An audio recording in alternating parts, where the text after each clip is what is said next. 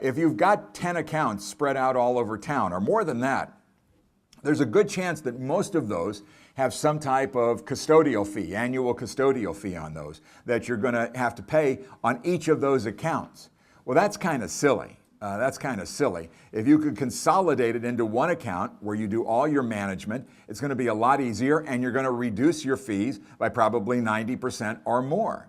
So if you have a bunch of IRAs or other types of accounts out there, think about consolidating them. Find the place, and hopefully it would be here, but find the place where you can put them all together under one umbrella, and it'll make your paperwork a heck of a lot easier, and you'll be more comfortable in managing that money. I've talked about this gentleman before, but probably the best investor I've ever known in my life is my barber. And when I go to see Andy the barber in Escondido, he doesn't take a lot of time cutting my hair, so we have a lot of time to talk about other things. And over the years, I've been going to Andy for 15 or 20 years. He really is a great investor. Andy gets it. He understands everything about investing. And a few years ago, he said, he and his wife had a new baby about 3 years ago, I guess it was. And I said to Andy, well, I'm assuming we're going to run out and open one of those 529 accounts or something for the new kid and put money aside for her education. And he goes, no, I don't think so. No, he says, no, we're not going to. And I thought, wow, that's weird, because I would have thought that was something that Andy would do.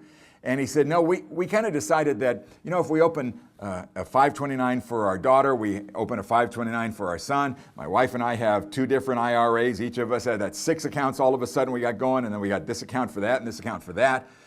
Pretty soon we're looking at all these accounts, and all of them have fees. We just decided to set up our household in one giant Andy the Barber family fund.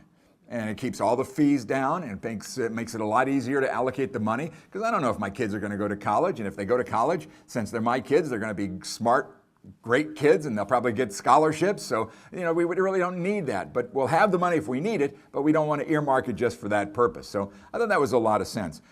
Probably one of the great investors of all time, John Bogle. John Bogle is the father of index investing. He was the guy that came up with the concept of index mutual funds. The Vanguard family and others have followed right along.